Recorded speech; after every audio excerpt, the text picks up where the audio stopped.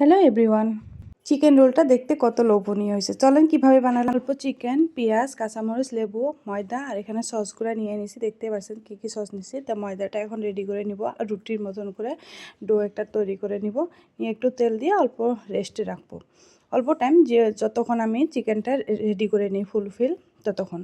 তো এখানে আমি চিকেনটা আমার যেহেতু আগে রেডি করা ছিল, তাই আমি ফ্রিজে রাখছিলাম। ফ্রিজ থেকে বাইর করে একটু গরম করলাম, করে এখানে আমি একটু সামান্য চিকেনের সাথে পেঁয়াজ, কাঁচামরিচ আর পেঁয়াজটা আমি কেটে রাখাগুলো ওগুলো দিয়ে একটা সস তৈরি করব।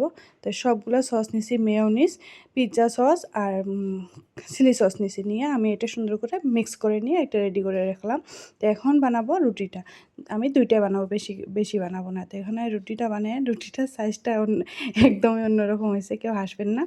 তাই রুটি দুটো হয়ে গেল। হয়ে যাওয়ার পরে সসটা আমি চিকেনটার উপরে দিয়ে দিলাম সুন্দরভাবে। পেঁয়াজ আর চিকেনটা যে রেডি করে রাখছি ওইটার উপরে দিয়ে রুটিটার উপরে একটু সস মাখিয়ে রোল করে নিলাম।